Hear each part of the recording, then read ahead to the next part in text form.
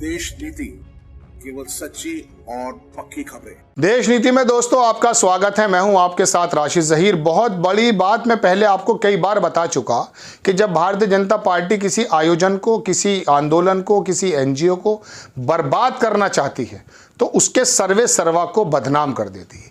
इस बार बदनाम होने की बारी किसी और की नहीं है। बदनाम होने की बारी उन 4 शंकराचार्यों की है जिन्होंने प्राण प्रतिष्ठा समारोह में जाने से इनकार कर दिया। उनकी पुरानी क्लिप्स निकाली जाती है, लेकिन एक जो है उनमें से अविमुक्तेश्वरानंद, वो नाराज हो गए पत्रकारों पे। किसी ने इल्जाम लगा दिया 5 लाख में डील हुई है। उन्होंने पत्रकारों से कहा कि आप पत्रकारिता कर रहे हैं, झंझोड़ते हुए बात जो कही है, लेकिन वो तो मालूम नहीं पत्रकारिता कौन सी कर रहे हैं, वो तो सत्ता के एजेंडे पर करते हैं ना। चलिए मैं आपको दिखाता हूं सिलसिलेवार, और संभव हुआ तो वो वीडियो भी मैं आपको दिखाऊंगा। सुरेंद्र राजपूत है कांग्रेस के, उन्होंने उसको ट्वीट किया और लिखा उन्होंने कि सत्ता समर्थक और भाजपा समर्थक गोदी मीडिया ने शंकराचार्य जी की प्रतिष्ठा को धूमिल करना शुरू कर सनातन धर्म का अपमान शुरू कर दिया है। भाजपा बीएचपी खामोश है। ये इनका शुरू से ही काम है। किसान के आंदोलन को देखो, उनको कनाडा और जो है खालिस्तानी बता दिया गया था।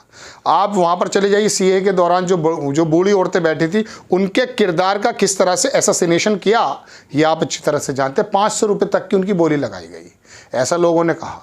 अब होता यूँ है कि जो भी मोदी जी से, भारतीय जनता पार्टी से, सरकार से सवाल पूछ ले, उसमें विपक्ष का नेता हो या विपक्ष का पत्रकार, या तो उसकी नौकरी छीन ली जाती है या फिर उसको एंटी नेशनल बना दिया जाता है। लेकिन ये तो आके शंकराचार्य पर ही शुरू होगा। छोटा सा वीडियो देखना बनता है, देखें आप वीडियो। जाओगे ना, जो सच है वो सच है। आपको ये अधिकार कभी नहीं मिल जाता है पत्रकार होने के नाते कि आप किसी की प्रतिष्ठा के साथ खिलवाड़ करें, और अगर ऐसा मिलता है तो आप बताइए। आप जो है पत्रकार हैं, आपका हमने सम्मान किया। पहला शब्द हमारा था आपका स्वागत है। आपने हमसे कड़े प्रश्न पूछे, हमने इत्मीनान से उसका जवाब दिया। देख लिया आपने दर्शकों ये वीडियो। इसके अंदर इनकी पूरे सार से महसूस ये देता है कि स्वामी जी पर 5 लाख रुपए का इल्जाम अखबार में लगा दिया। उन्होंने अखबार दिखाया और बताया क्या सबूत है आपके पास। यानी कि अगर आपने मोदी जी के प्राण प्रतिष्ठा समारोह का किसी प्रकार से कोई भी, कह सकता हूं, विरोध किया है तो आपकी पूरी पर्सनैलिटी को डिफेम किया जाएगा।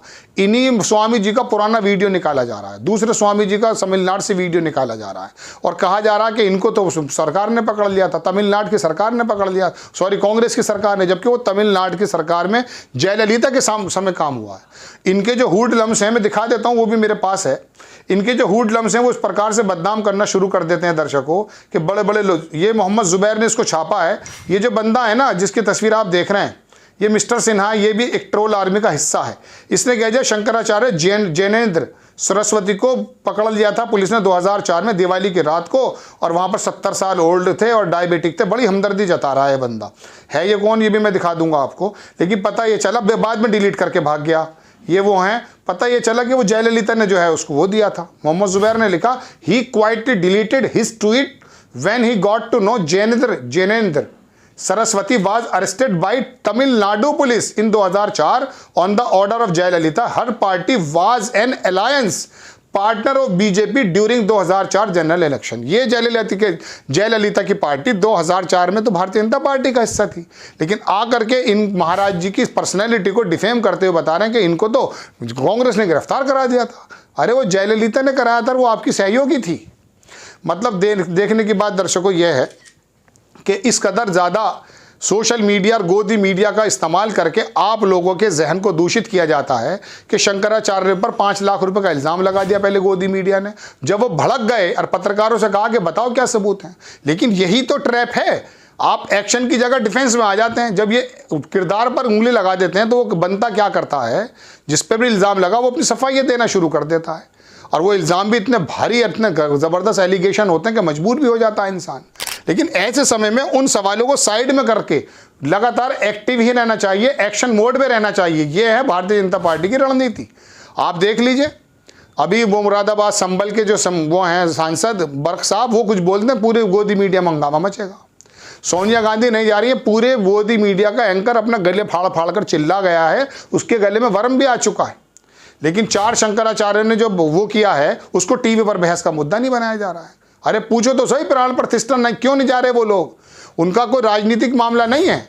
अब तो उन्होंने आकर के कह भी दिया कि हमें छेड़ने की कोशिश मत करना। आप जिन लोगों के आगे हाथ जोड़ते थे, जिन लोगों से वोट की अपील करते थे, उन लोगों को भी आपने दरकिनार कर दिया।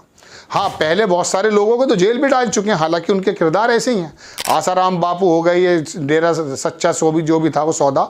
तो इस प्रकार के, तो कहने का मतलब ये कि पहले इन लोगों के से भी विमुख कर दिया आपने, और अब जो रियल शंकराचार्य हैं, जो इस बिल्कुल ईमानदारी की बात करते हैं, सच्चाई की बात करते हैं, उनकी पर्सनैलिटी भी डिफेम हो रहा है।